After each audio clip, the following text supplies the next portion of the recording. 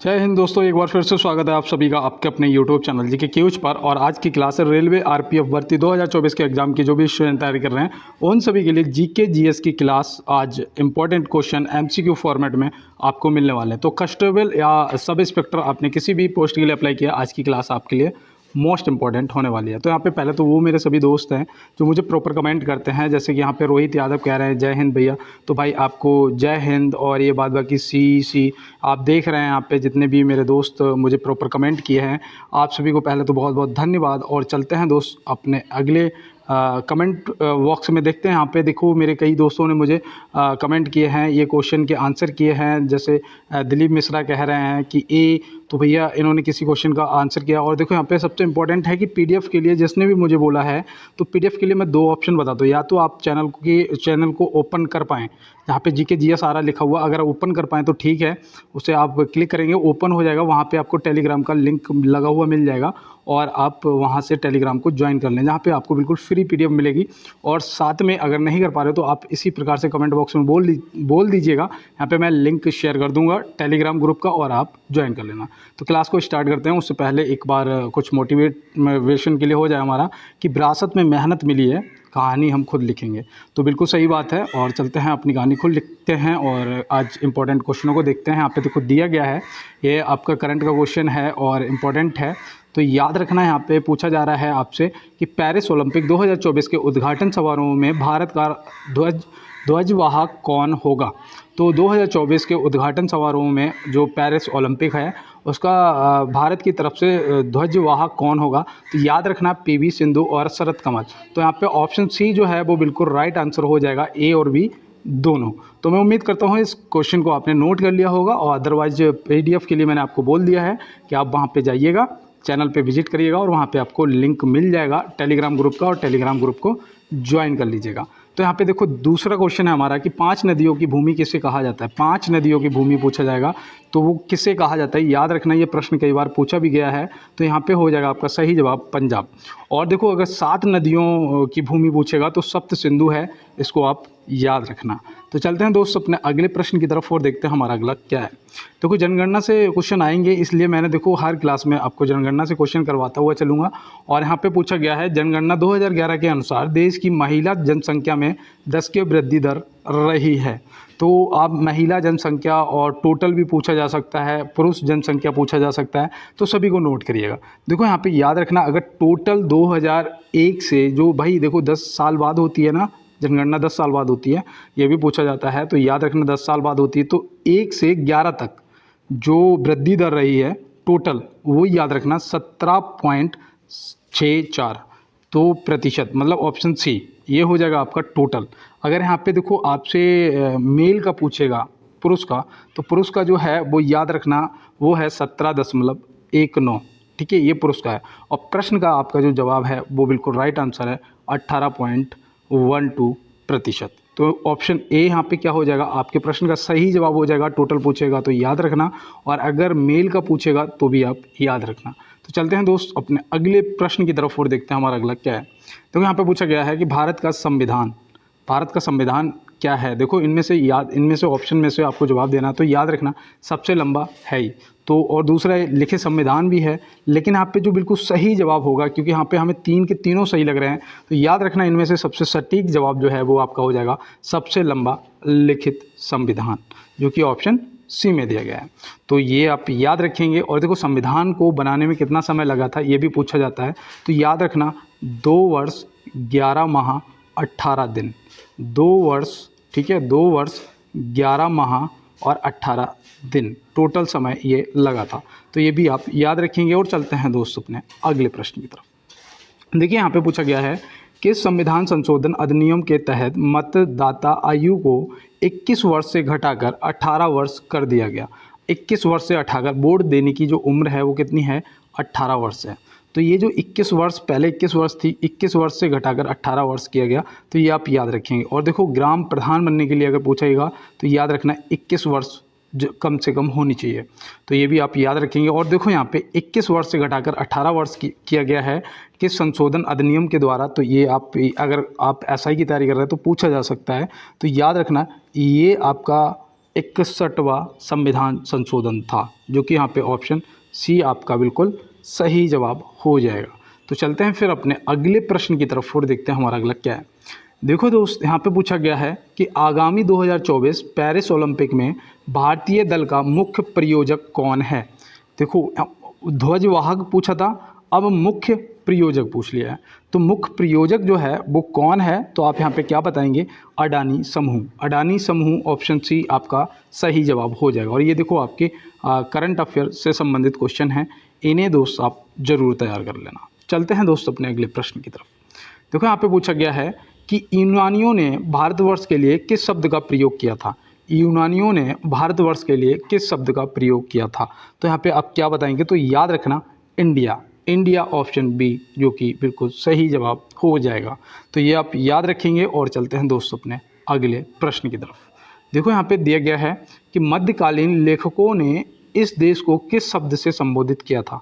मध्यकालीन लेखकों ने इस देश को किस शब्द से संबोधित किया था, तो आप यहाँ पे इस प्रश्न का जवाब क्या बताएंगे, तो याद रखना हिंदू अथवा हिंदुस्तान। हिंदू अथवा हिंदुस्तान, तो ये यहाँ पे सही जवाब आपका ऑप्शन सी हो जाएगा, ए और बी दोनों। भाई हिंदू अथवा हिंदुस्तान, तो ये आप याद रखेंगे और ऑप्शन सी आप बिल्कुल सही जवाब लगा देंगे। तो चलते हैं दोस्तों अपने अगले प्रश्न की तरफ और देखते हैं हमारा अगला क्या है। देखो, यहाँ पे पूछा गया है कि हिंदी हिंदू हिंदुस्तान नारा किसने दिया था। हिंदी हिंदू हिंदुस्तान नारा किसने दिया था, तो आप यहाँ पे क्या बताएंगे, तो याद रखना आपका जो सही जवाब है वो हो जाएगा भरतेंदु हरिश्चंद्र जी, जो कि ऑप्शन बी में दिया गया है। ऑप्शन बी आपका सही जवाब हो जाएगा। और यहाँ पे देखिए, श्यामलाल गुप्त पार्षद जी का जब नाम देखा तो हमें कुछ याद आया, इन्होंने क्या कहा था या क्या नारा था इनका, तो याद रखना जो आपने सुना होगा, विजय विश्व तिरंगा प्यारा झंडा ऊंचा रहे हमारा, तो ये किसने, श्यामलाल गुप्त जी ने लिखा था। तो ये आप याद रखेंगे। और देखो, महात्मा गांधी जी से याद रखना करो या मरो का नारा दिया था, जो कि आपसे ज़्यादातर पूछा जाता है। और यहाँ पे देखिए दिया गया है मालदीव की संसद का नाम क्या है। तो भारत की संसद का नाम क्या है अगर पूछूंगा तो आप तुरंत बताएंगे भैया संसद है। भाई भारत की संसद का नाम संसद ही है, ठीक है। और मालदीव की संसद का नाम यहाँ पे पूछा गया है। और ये देखो थोड़ा भी सुर्खियों में भी रहा था, तो हो सकता है आपसे पूछ लिया जाए, तो याद रखना मजलिस, जो कि ऑप्शन ए आपका सही जवाब हो जाएगा। ड्यूमा बताओ, ड्यूमा किस देश की संसद का नाम है। ड्यूमा, तो ड्यूमा याद रखना ये रूस की संसद का नाम है ड्यूमा। नेशनल असेंबली जो है ये किस देश की संसद का नाम है, तो याद रखना एक तो पाकिस्तान की संसद का नाम ये नेशनल असेंबली है, और एक फ्रांस की संसद का भी नाम जो है वो नेशनल असेंबली है। तो ये आप याद रखेंगे। इटली की संसद का नाम पूछ लिया जाता है, तो इटली की संसद का नाम भी आप क्या बताएंगे, बताइएगा। तो याद रखना सीनेट है। क्या है, सीनेट इटली की संसद का नाम है, तो ये भी आप सीनेट याद रखेंगे। और देखो अमेरिका की संसद का नाम भी पूछा जाता है, जो कि आप कांग्रेस याद रखेंगे, ठीक है, कांग्रेस याद रखेंगे। और देखो जापान की संसद का भी नाम पूछा जाता है। जापान की संसद का नाम जो है वो क्या है, तो याद रखना जापान की संसद का नाम जो है वो है डायट। क्या है, डायट, तो ये भी आप याद रखेंगे। तो चलते हैं दोस्तों अपने अगले प्रश्न की तरफ और देखते हैं हमारा अगला क्या है। देखो यहाँ पे पूछा गया है रेबीज के टीके की खोज किसने की थी। इंपॉर्टेंट क्वेश्चन है मेरे भाई, रेबीज के टीके की खोज किसने की थी, तो यहाँ पे आप क्या बताएंगे, तो याद रखना ये लुई पाश्चर ने की थी, जो कि ऑप्शन ए में दिए गए हैं। तो ये बिल्कुल आपका सही जवाब हो जाएगा। अगर पूछ देगा, अगर आप एसआई की तैयारी कर रहे हैं तो मेरे गुरु आपसे पूछा जा सकता है कि कब किया था टीके की खोज जो है लुई पाश्चर ने कब की थी, तो आप याद रखना ये 6 जुलाई 1885, 6 जुलाई 1885, ये आप याद रखेंगे और इसे लिख लीजिएगा, ठीक है। और एडवर्ड जेनर ने क्या किया था, बताओ। एडवर्ड जेनर को यहाँ पे आप देख रहे हैं ना, इनने किस चीज़ की खोज की थी, तो याद रखना इन्होंने चेचक के टीके की खोज की थी। चेचक के टीके की खोज पूछी जाती है, तो ये एडवर्ड जेनर ने की थी। कब की थी, तो याद रखना ये 1749 से 1823 तक। चलो मैं यहाँ पे लिख देता हूँ 1749 से 1823 तक इसकी खोज की थी, और ये सफल रहे, ये आप याद रखना। और देखो फंक ने किसकी खोज की थी, फंक ने, तो याद रखना फंक ने विटामिन की खोज की थी। विटामिन की खोज फंक ने की थी, तो ये भी आप ध्यान रखेंगे। चलते हैं दोस्तों अपने अगले प्रश्न की तरफ। देखिए यहाँ दिया है क्षेत्रीय सुरक्षा समूह कोलंबो सुरक्षा कॉन्क्लेव का नया सदस्य कौन बना है। क्षेत्रीय सुरक्षा समूह कोलंबो सुरक्षा कॉन्क्लेव का नया सदस्य कौन बना है, ये आपके करंट का क्वेश्चन है। तो आप यहाँ पे क्या बताएंगे, तो याद रखना वो बना है बांग्लादेश। बांग्लादेश ऑप्शन सी बिल्कुल सही जवाब हो जाएगा। ठीक है, और देखो जो इसके और सदस्य हैं वो आप याद रखना, एक तो हमारा भारत है, ठीक है, एक तो हमारा भारत है और दूसरा श्रीलंका है। ठीक है, हमारे जो पड़ोसी हैं वही हैं सब, श्रीलंका है, और तीसरा हमारा मालदीव है। ठीक है, तीसरा मालदीव है, और चौथा मॉरिशस है। ठीक है, मॉरिशस है, और पांचवा आपका बांग्लादेश हो गया, जो कि अभी सुरक्षा ये नया सदस्य बना है। तो ये आप याद रखेंगे। चलते हैं दोस्त अपने अगले प्रश्न पे। पिन वैली नेशनल पार्क किस राज्य में है। पिन वैली नेशनल पार्क किस राज्य में है, तो आप यहाँ पे क्या बताएंगे। तो यहाँ पे आपका जो बिल्कुल सही जवाब है वो हिमाचल प्रदेश होना चाहिए। ऑप्शन ए जो है वो क्या होगा, बिल्कुल सही जवाब आपका हो जाएगा। और जिम कॉर्बेट जो है वो आपका उत्तराखंड में है। जिम कॉर्बेट जो है वो आपका उत्तराखंड में है। और देखो असम में कौन सा है बताइएगा, असम में कौन सा है, तो असम में मानस है। मानस आपको याद होगा, मानस जो है वो कहाँ पर है, वो असम में है। ठीक है, और मारू अभ्यारण्य पूछा जाता है, मरु अभ्यारण्य, मारू नहीं सॉरी, मरु अभ्यारण्य पूछा जाता है, ये बताइए कहाँ पर है। किसी को पता है, नहीं पता तो याद रखना और राजस्थान, आरजे लिख दीजिएगा, मरु अभ्यारण्य और राजस्थान, इतना आप याद रखेंगे। और रणथंभौर कहाँ है, वो भी राजस्थान में ही है ना।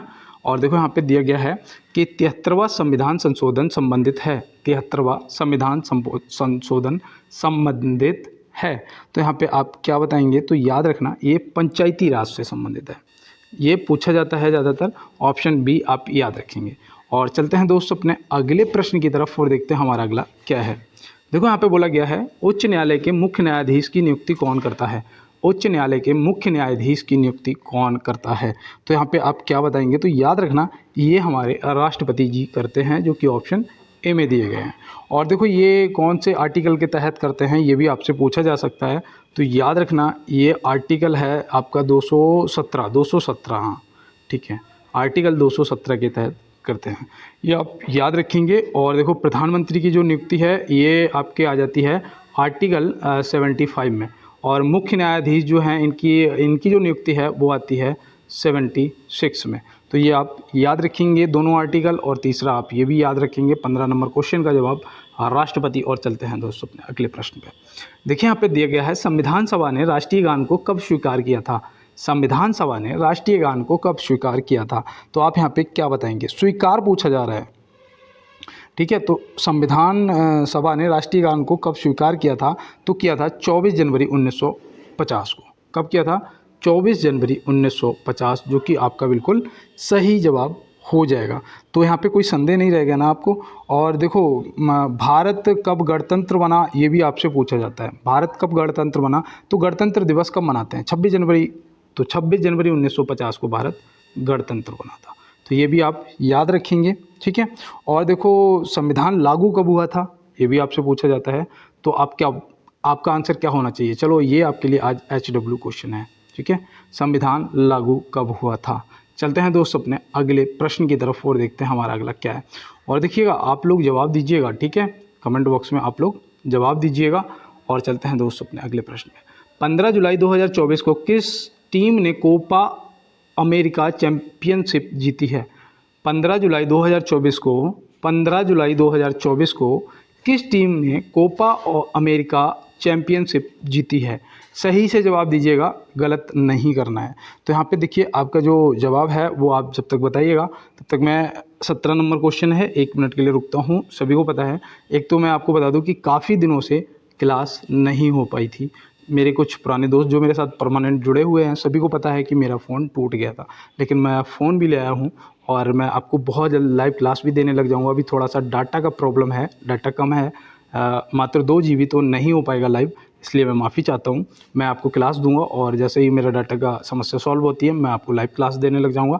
और मैं आपको बता दूँ जो भी मेरी आवाज़ को सुन रहे हैं, जिनके भी कान में मेरी आवाज़ जा रही है, उन सभी को इस बार 100% वर्दी मिलेगी। मेरी ज़बान पे माँ भगवती विराजमान हो सकती हैं और मैं ये बात कह रहा हूँ। और आप भी एक बार यार अपने भाई को सपोर्ट करने के लिए जितने भी मेरे नए पुराने दोस्त मेरे साथ जुड़े हुए हैं, एक बार क्लास को यार लाइक करेंगे और साथ में यार एक बार चैनल को सब्सक्राइब ज़रूर कर लेना। और अगर हो सकता हो तो मुझ पे थोड़ा सा एहसान करना यार, क्लास को दोस्तों के साथ में शेयर कर देना। और देखो प्रश्न का जो जवाब है वो आपका अर्जेंटीना हो जाएगा, जो कि ऑप्शन सी में दिया गया है। तो मैं उम्मीद करता हूँ आपने बिल्कुल सही जवाब किया होगा और ये आपका करंट का क्वेश्चन था, इम्पोर्टेंट भी था। चलते हैं दोस्तों अपने अगले प्रश्न की तरफ। प्रस्तावना में समाजवादी, धर्मनिरपेक्षता, अखंडता शब्द पदों को किसके द्वारा जोड़ा गया था? प्रस्तावना में समाजवादी, धर्मनिरपेक्षता, अखंडता पदों को किसके द्वारा जोड़ा गया था? तो इस प्रश्न को आप क्या करेंगे सही जवाब? तो यहाँ पे आप क्या बताएंगे? तो यहाँ पे आपका सही जवाब जो है वो होना चाहिए 42वें संविधान संशोधन द्वारा जोड़ा गया था। 42वें संविधान संशोधन द्वारा जोड़ा गया था। और दूसरा याद रखना, यहाँ पे आपसे पूछा जा सकता है कि कब जोड़ा गया था? तो ये 1976 में जोड़ा गया था। कब जोड़ा गया था? 1976 में जोड़ा गया था। तो चलते हैं फिर अपने अगले प्रश्न की तरफ। और मैंने पीडीएफ के लिए आपको बोल दिया है कि आप कमेंट बॉक्स में मुझे बोल सकते हैं। अदरवाइज़ अगर आप चैनल को ओपन कर पा रहे हैं जहाँ पे जीके जीएस लिखा हुआ आ रहा होगा और लगभग 13.9 के सब्सक्राइबर लिखा हुआ आ रहा होगा, वहाँ पे आपको क्लिक करना है। जैसे ही चैनल खुलेगा आपको वहाँ पे देखना है, कुछ लिंक लगे होंगे ऊपर जहाँ पे लिखा होगा देशी फ्रॉम गाँव वाला, उसके पास में ही आपको क्लिक करना है और वहाँ पे आपको लिंक मिल जाएंगे और आप टेलीग्राम ग्रुप को ज्वाइन कर लेना। आपको डेली का डेली फ्री पीडीएफ मिलता रहेगा। देखो यहाँ पे दिया गया है 101वां संविधान संशोधन संबंधित है। 101वां संविधान संशोधन संबंधित है, किससे है? ये आपको ऑप्शन दे रखे हैं। आप क्या करेंगे इसका सही जवाब? तो याद रखना वस्तु एवं सेवा कर, जीएसटी, वस्तु एवं सेवा कर, ये आपको बिल्कुल सही जवाब ऑप्शन सी हो जाएगा। और 100वां संविधान जो है वो आपका भूमि सीमा समझौते से है। और 99वां जो है 99वां वो आपका राष्ट्रीय न्यायिक नियुक्ति आयोग का गठन है। तो ये आप याद रखेंगे। तो चलते हैं दोस्तों अपने अगले प्रश्न की तरफ। अनुप्रस्थ तरंगें किस माध्यम में उत्पन्न की जा सकती हैं? अनुप्रस्थ तरंगें, तो पहले तो मैं आपको बता दूं, इसमें आपको सिर्फ एक ऑप्शन मिल सकता है, द्रव लिखा हुआ, ठीक है। हो सकता है आपको ठोस लिखा हुआ मिले, लेकिन यहाँ पे मैं आपको बता दूं कि मैंने जब ये क्वेश्चन नोट किया था तो वहाँ पे सिर्फ ठोस में एक ऑप्शन था कि सिर्फ ठोस में, लेकिन जब मैंने इसे गूगल पे फाइंड किया तो मैंने पाया कि ठोस एवं द्रव दोनों में। तो यहाँ पे ऑप्शन सी जो है वो आपका प्रश्न का सही जवाब हो जाएगा। तो चलते हैं दोस्तों अपने अगले प्रश्न की तरफ और देखते हैं हमारा अगला क्या है। देखो यहाँ पे दिया गया है कि आकाश में तारे टिमटिमाते क्यों दिखते हैं? आकाश में जो तारे हैं वो ये टिमटिमाते हुए दिखते हैं ना, कि जैसे कि ये डिप्पर मार रहे हो है ना, तो वो क्यों दिखते हैं ये बताना है यहाँ पे। तो आप क्या बताएंगे? तो याद रखना वो प्रकाश के अपवर्तन के कारण। तो यहाँ पे आपका ऑप्शन ए बिल्कुल राइट जवाब हो जाएगा। और मैं माफ़ी चाहता हूँ यार, काफ़ी दिनों से क्लास नहीं हो पाई, मुझे खुद लग रहा था मैं खुद नहीं पढ़ पा रहा था क्योंकि मेरे पास फ़ोन नहीं था यार। देखो यहाँ पे दिया गया है मौलिक अधिकारों का उल्लेख भारतीय संविधान के किस भाग में है? मौलिक अधिकारों का उल्लेख भारतीय संविधान के किस भाग में है? तो ये तो देखो दोस्त पता होना चाहिए, और मेरे जो पुराने दोस्त हैं मुझे पता है कि आपने तुरंत बताया होगा कि भैया भाग 3 में है। भाग 3 यहाँ पे आपका बिल्कुल सही जवाब हो जाएगा। भाग 3 जो है आपका बिल्कुल सही जवाब हो जाएगा। अगर मैं आपसे अनुच्छेद की बात करूं तो आप क्या बताएंगे? तो आपको यहाँ पे जो मौलिक अधिकारों का उल्लेख है वो आर्टिकल में कहाँ से कहाँ तक मिलता है, ये भी आप याद रखना। 12 से 35 तक, 12 से 35 तक मिलता है, याद रहेगा ना। अब आपसे अगर मैं पूछता हूँ कि 12 से पहले 11 आएगा, तो 11 इधर लिखता हूँ, चलो यहाँ पे देखो 11 से जो 5 तक जो आर्टिकल हैं वो किससे संबंधित हैं, कौन से भाग या किससे संबंधित हैं? तो ये भाग 2 से संबंधित हैं, 5 से 11। और ये किससे संबंधित हैं? तो देखो ये याद रखना नागरिकता से संबंधित है। किससे? नागरिकता से, याद रहेगा ना। और भाग 1 जो है वो 1 से 4 तक है। और इसमें क्या है, इसमें जो ये आर्टिकल लिखे हुए हैं, ठीक है, 5 से 11, 1 से 4, तो इसमें क्या है, इसमें भारत के राज्य क्षेत्र और उनके अधिकार ये सब दिया गया है। तो ये राज्य क्षेत्र से संबंधित है। देखो यहाँ पे दिया गया है भारत के लिए नियोजित अर्थव्यवस्था नामक पुस्तक के लेखक कौन है? भारत के लिए नियोजित अर्थव्यवस्था नामक पुस्तक के लेखक कौन है? तो यहाँ पे आपका सही जवाब क्या होगा? तो ये आप आज एक क्वेश्चन में दूंगा आपको, ये HW, ये सिर्फ एक क्वेश्चन आपके लिए आज HW है 23 नंबर, और इसका जब जवाब आप कमेंट बॉक्स में करेंगे तो ऐसे करेंगे, यहाँ पे लिखेंगे 23 और डॉट लगाएंगे और A B या C D ऑप्शन जो आपको सही लगेगा वो आप यहाँ पे टाइप कर देंगे और कमेंट बॉक्स में बताएंगे। चलते हैं दोस्तों अपने अगले प्रश्न की तरफ और देखते हैं हमारा अगला क्या है। तो यहाँ पे दिया गया है भारत का सबसे पुराना तेल क्षेत्र कौन से राज्य में है। भारत का सबसे पुराना तेल क्षेत्र कौन से राज्य में है। तो यहाँ पे आपका जो सही जवाब है वो क्या, डिब्रूगढ़ मतलब असम है ना, डिब्रूगढ़ में है ना असम। तो यहाँ पे ये असम आपका सही जवाब हो जाएगा। और ये कब स्थापित किया गया था, तो याद रखना ये 1889 में स्थापित किया गया था। कब, 1889 में स्थापित किया गया था। तो ये भी आप याद रखेंगे। और चलते हैं अपने अगले प्रश्न की तरफ। देखो यहाँ पे दिया गया है वर्ष 2024 के लिए सर्वश्रेष्ठ कृषि राज्य पुरस्कार किसे प्रदान किया गया है। वर्ष 2024 के लिए सर्वश्रेष्ठ कृषि राज्य पुरस्कार किसे प्रदान किया गया है। करंट का इंपॉर्टेंट क्वेश्चन है यार।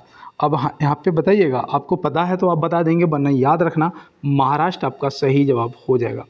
और मैं आपको बताऊँ, मैं अभी लगभग 4 दिन के लिए मथुरा गया था बाबा के दर्शन करने, श्याम बाबा के दर्शन करने, माता के दर्शन करने।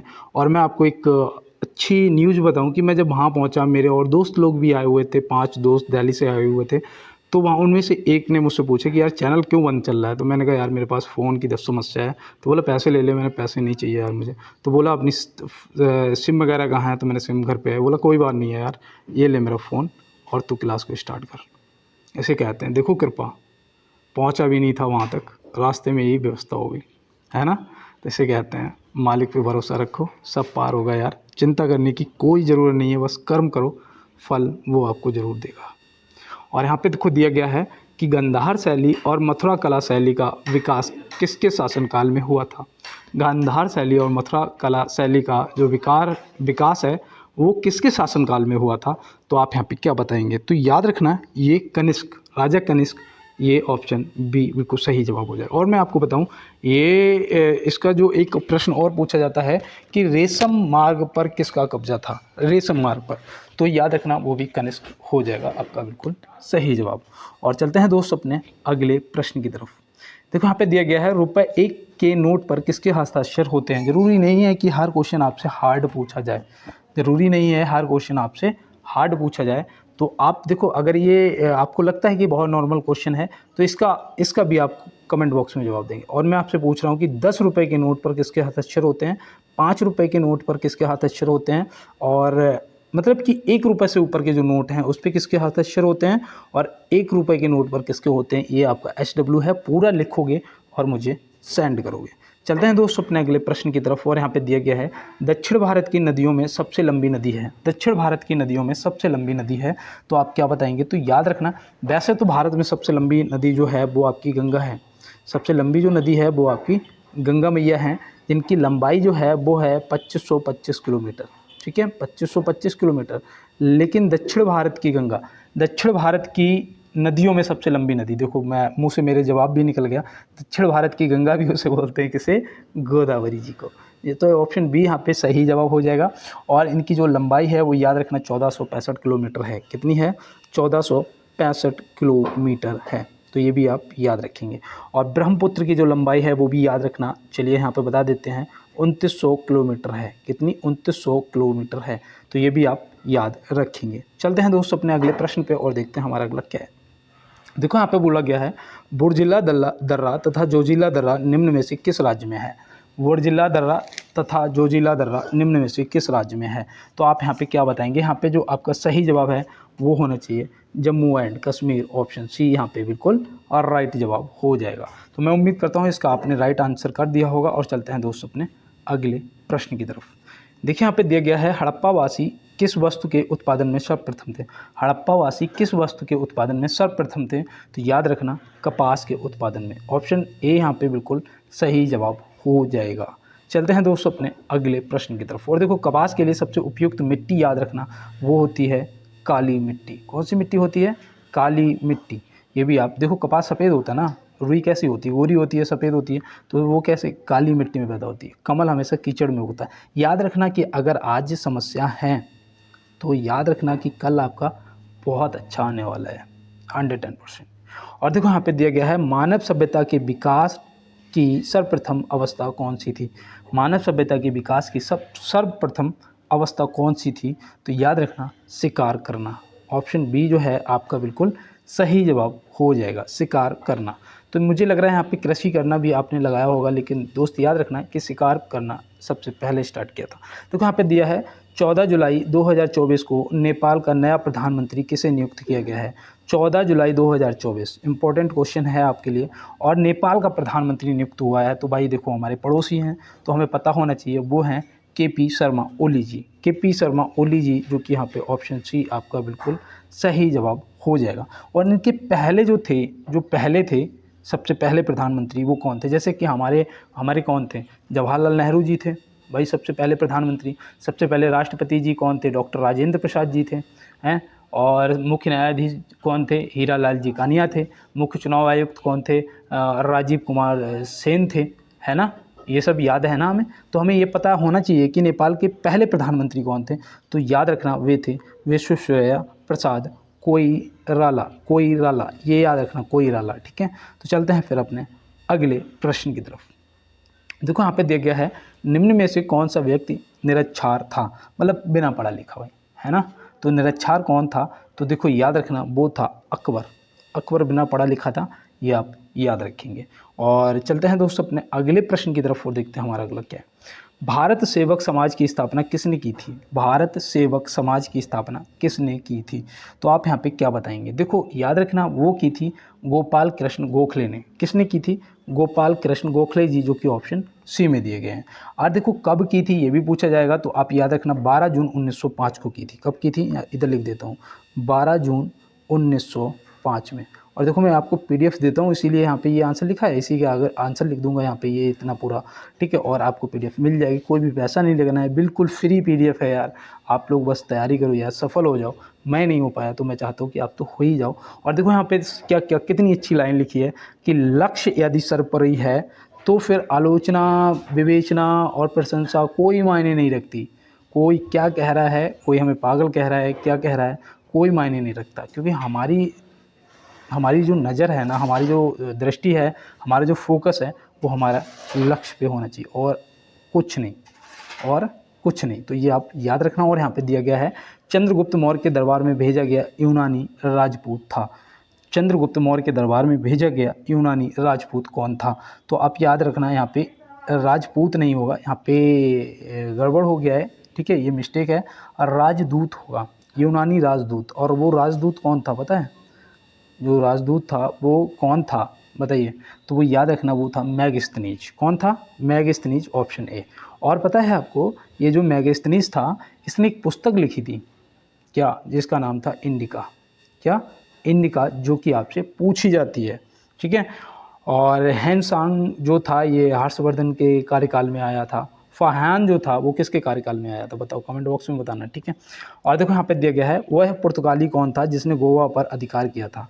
वह पुर्तगाली कौन था जिसने गोवा पर अधिकार किया था, तो वो कौन था दोस्त, तो आप याद रखना वो था क्या था, अल्फांसो डी अबुकर्क, ठीक है, अल्फांसो डी अबुकर्क, जो ऑप्शन ए में दिया गया है। तो ये आप याद रखेंगे, ठीक है। कब करा था इसने, तो इसने 12 जून 1905 को करा था। नहीं, इसने करा था 1509 में किया था। और कहीं पे आपको 10 भी लिखा हुआ मिल सकता है, तो आप ये मत समझना कि मैंने 9 बताया, नहीं 9 सही है। आपको 10 भी मिल सकता है और 9 भी मिल सकता है। तो यहाँ पे 10 जो है वो बिल्कुल सही बनता है जवाब, लेकिन मैंने जब देखा तो वो 9 में आया था भारत और 10 में उसने कब्जा कर लिया था। तो चलते हैं दोस्तों अपने अगले प्रश्न की तरफ। देखो यहाँ पे दिया है शरावती वन्य जीव अभ्यारण्य किस राज्य में स्थित है। शरावती वन्य जीव अभ्यारण्य जो है वो किस राज्य में स्थित है, तो आप क्या बताएंगे। ये तो भाई शिमोग में है। शिमोग कहाँ पड़ता है पता है, कर्नाटक में पड़ता है। कहाँ पड़ता है, कर्नाटक में पड़ता है। और मैं आपको बता दूं एक प्लस पॉइंट, कुछ क्वेश्चन तो आपके कैसे सही हो जाएंगे। एक आप भारत का पूरा नक्शा लेना, ठीक है, नक्शा आता है ना, उसे लेना, उसमें आपके नदी पहाड़ जो भी हैं यहाँ पे लिखे होते हैं, ठीक है, और यहाँ पे पूरे आते हुए आपको दिखाई देते हैं। तो वो पूरा नक्शा आप एक बार सही से देख लेना, बस देख लेना, एक एक चीज़ को पढ़ लेना। मैं सही बता रहा हूँ, आपके 2 से 3 क्वेश्चन सही हो जाएंगे। ठीक है, याद रखना मेरी बात को। और देखो यहाँ पे दिया है साइना नेहवाल का नाम किस खेल से जुड़ा है। साइना नेहवाल का जो नाम है वो किस खेल से जुड़ा है, तो आप याद रखना वो बैडमिंटन से जुड़ा है। किससे? बैडमिंटन से। और आपको पता है इन्होंने लंदन ओलंपिक में मेडल जीता था। कौन सा जीता था, कब जीता था, पता है आपको? नहीं, नोट कर लो यार, हो सकता है कि यार पूछ लिया जाए। 2012 में जीता था। कब? 2012 में लंदन ओलंपिक में। और वो मेडल था कांस्य पदक। कौन सा था? कांस्य पदक था। तो ये भी आप याद रखेंगे। और चलते हैं दोस्त अपने अगले प्रश्न की तरफ। महिला T20 एशिया कप 2024 कहाँ आयोजित किया जाएगा? महिला T20 एशिया कप 2024 कहाँ आयोजित किया जाएगा? देखो इम्पोर्टेंट मेरे भाई, अब आप बताइएगा। तो आपको पता होना चाहिए। या दाम्बुला में करा जाएगा। दाम्बुला मतलब ऑप्शन सी। और ये दाम्बुला पता है कहाँ पड़ता है? पता है? नहीं, श्रीलंका में। कहाँ पड़ता है भाई? श्रीलंका में पड़ता है। देखो यहाँ पे इंग्लिश में भी ये टाइप कर रखा है मैंने, है ना। अब ये सही है इंग्लिश में, अब मुझे नहीं पता। और चलते हैं दोस्त अपने अगले प्रश्न की तरफ। देखिए यहाँ पे दिया गया है हमारे शरीर में पित्त रस कहाँ पैदा होता है। हमारे शरीर में पित्त रस जो है वो कहाँ पैदा होता है, तो आप क्या बताएंगे? तो याद रखना ये यकृत में होता है। यकृत मतलब लीवर। ऑप्शन बी यहाँ पे सही जवाब आपका हो जाएगा। और चलते हैं दोस्त अपने अगले प्रश्न की तरफ। और मैं आपको बता दूं, मुझे इंग्लिश नहीं आती भाई, मुझे हिंदी आती है। और हिंदी में ही समझ आता है, हिंदी में ही समझाना होता है। मैं इंग्लिश ना जानता हूँ, ना मुझे इंग्लिश आती है, और ना मुझे इंग्लिश पढ़ने की ज़रूरत है, क्योंकि मेरे देश की भाषा हिंदी है और मुझे हिंदी बहुत अच्छी लगती है। देखो यहाँ पे दिया गया है गैस एजेंसियों द्वारा सिलेंडरों में भरकर दी जाने वाली कुकिंग गैस है। गैस एजेंसियों द्वारा सिलेंडरों में भरकर दी जाने वाली कुकिंग गैस कौन सी है, तो आप क्या बताएंगे? बताइए यहाँ पे क्या बताएंगे। तो याद रखना प्रोपेन और ब्यूटेन दोनों होती हैं। तो यहाँ पे ऑप्शन सी आपका लगभग सही जवाब हो जाएगा। लगभग नहीं, हो जाएगा ऑप्शन सी आपका सही जवाब। और चलते हैं दोस्त अपने अगले प्रश्न की तरफ। देखो यहाँ पे दिया गया है नागा अर्जुन सागर परियोजना किस नदी पर बनी है। नागा अर्जुन सागर परियोजना किस नदी पर बनी है, तो वो कौन सी नदी है? तो याद रखना वो है कृष्णा नदी, जो कि ऑप्शन ए में दिया गया है। और ये कृष्णा नदी ये जो नागा अर्जुन सागर परियोजना है ना, ये आंध्र प्रदेश में है। याद रखना कहाँ पर? कृष्णा नदी पर, आंध्र प्रदेश। बिल्कुल सही जवाब आपका हो जाएगा। और चलते हैं दोस्त अपने अगले प्रश्न की तरफ। देखो यहाँ पे दिया गया है कौन सी गैस वायुमंडल में के ओजोन स्तर को अपघटित करती है। ओजोन जो परत है, लेयर है, उसे कौन सी गैस नुकसान पहुंचाती है, तो वो यार है क्लोरोफ्लोरो या फिर CFC आपको लिखा हुआ मिल सकता है। ऑप्शन ए जो है आपका सही जवाब हो जाएगा। और नाइट्रोजन पता है वायुमंडल में कितने प्रतिशत पाया जाता है, तो याद रखना 78% पाया जाता है। ऑक्सीजन जो है 21% पाई जाती है। तो ये सब आप याद रखेंगे, क्योंकि ये आपके लिए इम्पोर्टेंट है मेरे भाई। और चलते हैं दोस्तों अपने अगले प्रश्न की तरफ। बताओ फ्रिज में से कौन सी गैस निकलती है, कमेंट बॉक्स में बताना। और देखो यहाँ पे दिया गया है निम्नलिखित में से कौन सा ग्रह नहीं है। इनमें से कौन सा ग्रह नहीं है? सूर्य नहीं है, शनि नहीं है, बृहस्पति नहीं है, या फिर ये सब ग्रह हैं, बताओ। अब यहाँ पे आपका जो सही जवाब होना चाहिए ना दोस्त, वो होना चाहिए सूर्य। सूर्य एक तारा है ना। सूर्य क्या है बताओ? सूर्य एक तारा है, ग्रह नहीं है। ग्रह इसके चक्कर लगाते हैं, सब आसपास घूमते हैं। ठीक है। और चलते हैं दोस्त अपने अगले प्रश्न की तरफ, वो देखते हैं हमारा अगला क्या है। चलो भाई ठीक है। देखो यहाँ पे दिया गया है कि Tata power solar system limited ने हाल ही में किस राज्य में घर घर सोलर पहल शुरू की है। Tata power solar system limited ने हाल ही में किस राज्य में घर घर सोलर पहल शुरू की है, तो आप यहाँ पे क्या बताएंगे? देखो ये आपके लिए इम्पोर्टेंट है, ये आपके लिए इम्पोर्टेंट है, क्योंकि करंट का क्वेश्चन है। तो याद रखना उत्तर प्रदेश। क्या? उत्तर प्रदेश। ऑप्शन बी आपका बिल्कुल सही जवाब हो जाएगा। और मैं आपको बता दूं उत्तर प्रदेश में बाकी में बहुत सही सिस्टम चल रहा है, कोई दिक्कत नहीं है किसी भी प्रकार से। और चलते हैं दोस्तों अपने अगले प्रश्न की तरफ। देखो यहाँ पे दिया गया है श्वेतांबर और दिगंबर किस धर्म के हैं। श्वेतांबर और दिगंबर जो हैं वो किस धर्म के हैं, तो आप यहाँ पे क्या बताएंगे? तो याद रखना ये जैन धर्म से संबंधित है। ऑप्शन बी जो है वो आपका बिल्कुल सही जवाब हो जाएगा। और जो जैन धर्म के आपको 24वें तीर्थकार भी पता होना चाहिए, महावीर स्वामी जी, जो कि बहुत इंपॉर्टेंट हैं, आपसे पूछे जाएंगे। और चलते हैं पार्श्वनाथ कौन थे, बताओ पार्श्वनाथ कौन थे। कौन सा राग दोपहर में गाया जाता है। HW आंसर करो भाई, कमेंट बॉक्स में फटाफट आंसर करो। कौन सा राग दोपहर में गाया जाता है, बताओ कौन सा राग दोपहर में गाया जाता है। राग सारंग, राग भैरवी, और तो ऑप्शन मुझे याद नहीं आ रहे हैं, ठीक है। और एक हाँ राग यमन, ठीक है, राग यमन, और या फिर इनमें से कोई नहीं। ऑप्शन कमेंट बॉक्स में। और चलते हैं दोस्त अपने अगले जवाब, अब सॉरी अगले क्वेश्चन की तरफ। स्वांगल कहाँ की जनजाति है? स्वांगल कहाँ की जनजाति है? या फिर स्वांगला लिखा हुआ मिलेगा या फिर स्वांगल, ठीक है। यहाँ पे स्वांगल लिखा हुआ है जो कि मुझे लग रहा है गलत लिखा है, स्वांगला होगा, ठीक है। मैं इधर लिख देता हूँ, ठीक है, स्वांगला, ठीक है, हाँ स्वांगला। स्वांगला जो है ये कहाँ की जनजाति है? तो स्वांगला जो है ये आपकी हो जाएगी हिमाचल प्रदेश। हिमाचल प्रदेश ऑप्शन बी आपका सही जवाब हो जाएगा। चलते हैं दोस्त अपने अगले प्रश्न पे और देखते हैं हमारा अगला क्या है।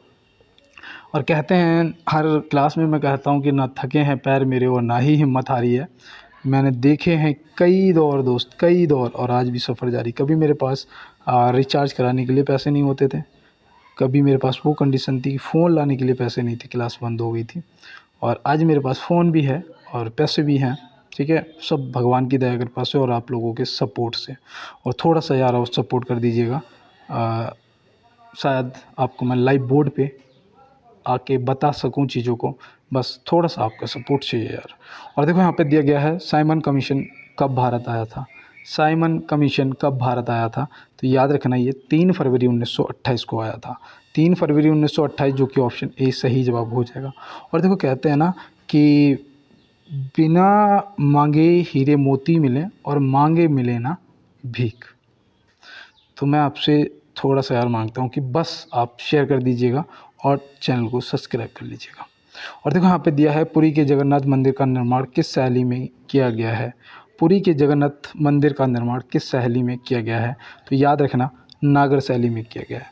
और देखो इस चीज़ से कोई फ़र्क नहीं पड़ता कि कौन क्या आपके बारे में सोचता है या बोलता है, क्योंकि देखो कबीर दास जी का मुझे दोहा याद आ गया कि कहते हैं रंगी हुई को नारंगी कहते हैं, रंगी हुई को नारंगी कहते हैं। दुनिया देखो कैसे चीज़ों को उल्टा बोलती है। भाई नारंगी रंगी हुई होती है, खूब बहुत अच्छी लगती है देखने में, नारंगी खाई भी होगी। तो नारंगी को, वो रंगी हुई है ना, उसे नारंगी कहते हैं, मतलब नारंगी कहते हैं। और जले हुए को खोया, खरे माल को खोया, मतलब कि खरा माल, मतलब दूध को इतना खरा करते हैं खोया बन जाता है, तो उसे कहते हैं खोया। और गड़ी हुई को उखली कहते हैं। जो पुराने घर होंगे जैसे कि मेरे घर पे भी आपने देखा होगा उखली गड़ी होती है बरामदे में, ठीक है। आपने देखा होगा उसमें मम्मी लोग दाल वाल कूटती हैं, कभी कभी हमें भी कूट देती हैं गिरा के उसमें। तो वो जो उखली होती है ना, तो कहते हैं गड़ी हुई को उखली कहते हैं, देख कबीरा रोए। तो दुनिया जो है आपको क्या कह रही है उससे फ़र्क नहीं पड़ता। और देखो याद रखना, जो आपको कह रही समझ लो आपको अपोजिट बोल रही है, ठीक है। नहीं कर पाओगे तो मतलब आप कर ले जाओगे, इसलिए वो कह रहे नहीं कर पाओगे। अगर सब कहने लग जाए अरे तुम कर लोगे, तुम कर लो, तुम्हारे इतना दिमाग ख़राब हो जाएगा, इतना ओवर कॉन्फिडेंस आ जाएगा कि अगर तुम कर भी लेते तो भी नहीं कर पाओगे, ठीक है। तो दुनिया से छुप के जो करना है करिएगा। और मैं यही कहूँगा कि आप सभी को इस बार वर्दी मिलनी चाहिए दोस्त, 110% मिलेगी। और मिलते हैं दोस्त हम भी नेक्स्ट क्लास में नेक्स्ट क्वेश्चनों के साथ में। और पीडीएफ के लिए आप कमेंट बॉक्स में टाइप कर दीजिएगा, वरना चैनल के लिंक पे जाइएगा, चैनल को ओपन करिएगा और वहाँ पे आपको टेलीग्राम का लिंक लगा हुआ मिल जाएगा। और मिलते हैं दोस्त नेक्स्ट क्लास में, तब तक के लिए सभी दोस्तों को मेरा जय हिंद।